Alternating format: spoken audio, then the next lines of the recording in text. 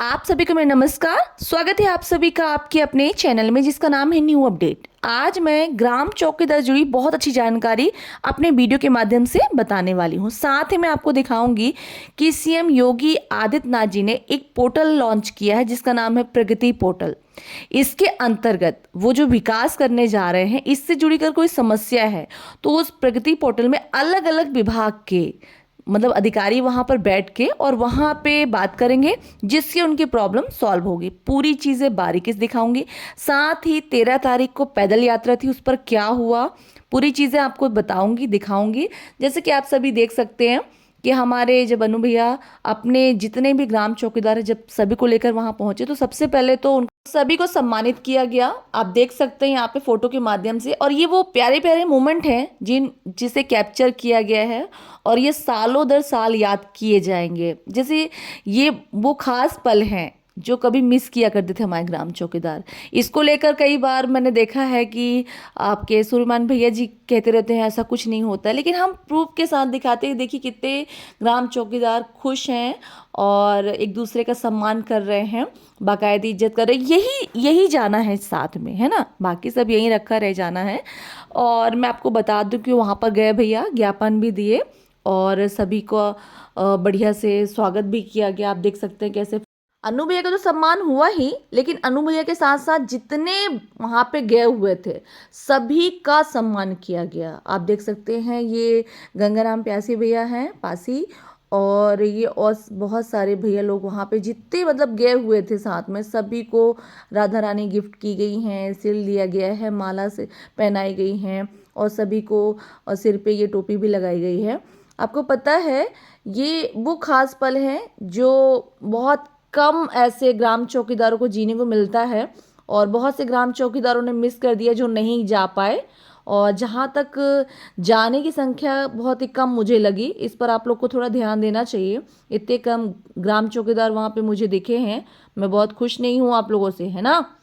हाँ तो मैं भी बता दे रही हूँ, अगले बार अगर कोई मीटिंग होती है तो आप लोग ज़्यादा से ज़्यादा ग्राम चौकीदार वहाँ पे इकट्ठा होइएगा। बहुत ही कम ग्राम चौकीदार गए थे, मतलब लग ही नहीं रहा था कि एक पैदल यात्रा है, रोड यात्रा है। जितनी बड़ी मैंने सोची थी इतनी बड़ी नहीं थी। मैंने सोचा था कि आप लोग कम से कम नहीं होंगे तो 10,000 की संख्या में होंगे, बट ऐसा कुछ देखने को मुझे मिला नहीं है, इसलिए मैं बहुत खुश नहीं हूँ इस पैदल यात्रा से।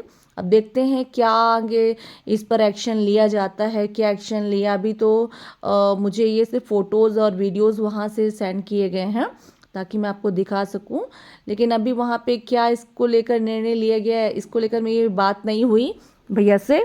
और देखते हैं क्या रिजल्ट आया, क्या ज्ञापन दिया गया कि नहीं दिया गया, इस पर क्या बात हुई। पूरी चीज़ें मैं आपको दिखाती रहूँगी, बताती रहूँगी।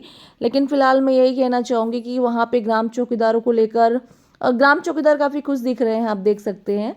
और इस ठंडी में वहाँ पहुँचे आप, ये जो आप देख सकते हैं अनु भैया ने कैसे वहाँ पे अपनी बात रखी और बताया कि ग्राम चौकीदारों के साथ शोषण हो रहा है, ग्राम चौकीदारों के साथ गलत हो रहा है। आप देख सकते हैं यहाँ पे क्या कह रहे हैं अनु भैया। उसकी हमारी लड़ाई चल रही है। इसके साथ ये माता जी हैं, एक चौकीदार की माँ है, जिस चौकीदार का नाम अभिषेक है, अभिषेक भारद्वाज।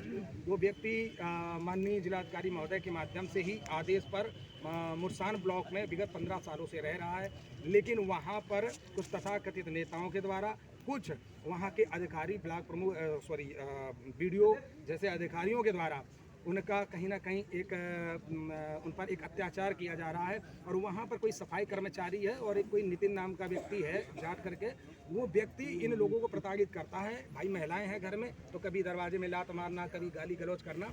इसके लिए मैंने माननीय जी को सूचित किया था, तो माननीय जी ने किसी हद तक इस पर एक्शन लिया, काफ़ी हद तक इन्हें आराम भी मिला है। परंतु अभी ये जो 2 व्यक्ति हैं उनसे अभी भी ये पीड़ित हैं और माननीय जी से मैंने मांग यही रखी है कि इन्हें आवास मुहैया कराया जाए। माननीय श्री योगी आदित्यनाथ जी की सरकार में वो सीधा कहते हैं कि अगर कोई व्यक्ति झुपड़पट्टी में या अवैध रह भी रहा है तो उसे मकान की व्यवस्था कराई जाए, तब उसे निकाला जाए। परंतु यहाँ पर कुछ दुराचारियों ने एक तरीके से ऐसी एक चीर हरण किया है, वो वीडियो भी हमारे पास मौजूद है, जहाँ पर ये बुजुर्ग 10-10 किलोमीटर 5-5 किलोमीटर भाग रही है ऐसे सर्दी में, इसे इंसाफ दिलाने वाला कोई नहीं, तब हमें मैदान में उतरना पड़ा। और मैं उम्मीद करता हूँ कि माननीय जिलाधिकारी महोदया जरूर हमारी पीड़ा को समझेंगे और हमारी इस माता को जरूर इंसाफ दिलाने में कामयाब हम सब होंगे। इस मामले को लेकर आपने उसी कलेक्ट्रेट को जो ज्ञापन सौंपा है उन्होंने क्या रिस्पॉन्स दिया?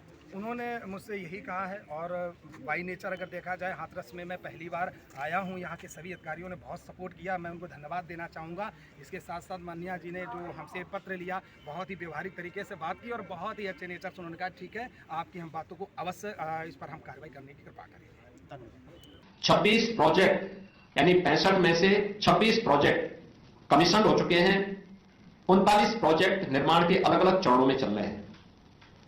प्रगति में प्रदेश में इंटर एजेंसी की बाधाएं दूर हुई है, यानी अलग अलग विभाग, जो मैंने पहले भी कहा कि राजस्व से जुड़े हुए मामले होते हैं, पॉल्यूशन कंट्रोल बोर्ड से जुड़े हुए मामले होते हैं, वन से जुड़े हुए मामले होते हैं, नगर विकास से जुड़े होते हैं, पंचायती राज से जुड़े होते हैं। प्रगति पोर्टल के माध्यम से समीक्षा जब होती है तो उसके माध्यम से एक साथ सभी विभाग बैठते हैं, एक दूसरे के साथ समन्वय बना करके एक समय सीमा के अंदर इनका समाधान होता है। मजबूरियां रेलवे, पावर, टेलीकॉम जैसे प्रोजेक्ट में तेज प्रगति इसके माध्यम से हुई है। और वास्तव में ये जो इशू रिजोल्यूशन की जो एक कार्रवाई है, यह एक सुशासन का भी मॉडल है। कुल 515 मुद्दे, जिनमें से 494 का समाधान इसके माध्यम से हम लोगों ने किया है, यानी जिसको 96% आप कह सकते हैं। प्रगति के प्रोजेक्ट 287 प्रोजेक्ट में से 278 का समाधान यानी 97% इस पोर्टल के माध्यम से हमने उसके समाधान के लक्ष्य को प्राप्त किया है। उच्च समाधान दर और हमारे प्रशासनिक तत्परता और निर्णायक नेतृत्व की क्षमता को भी यह दर्शाता है। भाई, जब अलग अलग विभाग से जुड़े हुए मामले एक प्लेटफॉर्म पर आते हैं और सभी को एक दूसरे के सामने जवाबदेही तय होती है, एक ऑनरशिप होती है, तो उस समय तेजी के साथ उन मामलों को एक समय सीमा के अंदर निस्तारण करना होता है। उत्तर प्रदेश आज जो बॉटलनेक स्टेट से ब्रेक थ्रू स्टेट बन चुका है, इसका जो रिजल्ट है, इस प्रकार के टेक्नोलॉजी का उपयोग करते हुए प्रगति जैसे प्लेटफॉर्म जब हमें प्राप्त हुए हैं, इसके माध्यम से जब हम लोग इन सबकी समीक्षा करते हैं और उसको रिजल्ट के रूप में करते हैं, तो अब वह बॉटलनेक नहीं रहा, बल्कि एक ब्रेक थ्रू बन गया है प्रोजेक्ट की दिशा में कार्य करने के लिए। राज्य ने फैसिलिटेटर से आगे बढ़कर के अब एक्सीलेटर के रूप में प्रदेश सरकार तेजी के साथ इन सभी प्रोजेक्ट के माध्यम से आगे बढ़ी है। प्रगति जैसे प्लेटफॉर्म ने टीम इंडिया स्पिरिट को और अधिक प्रभावी बनाया है, यानी आदरणीय प्रधानमंत्री जी की प्रेरणा से जो टीम इंडिया की स्पिरिट चाहिए देश के प्रत्येक राज्यों को मिल करके, क्योंकि केंद्र और राज्य सरकार जब मिल करके किसी प्रोजेक्ट में एक साथ आगे बढ़ती है तो स्वाभाविक रूप से रिजल्ट भी उतनी ही बेहतर रूप से हमारे सामने आती है। और हर परियोजना, हर निवेश और हर नागरिक तक विकास समय पर प्रभावी ढंग से पहुंचे, आदरणीय प्रधानमंत्री जी का विजन है। और उस विजन को प्रगति जैसे पोर्टल के माध्यम से प्रभावी ढंग से आगे बढ़ाने में हमें मदद मिली है।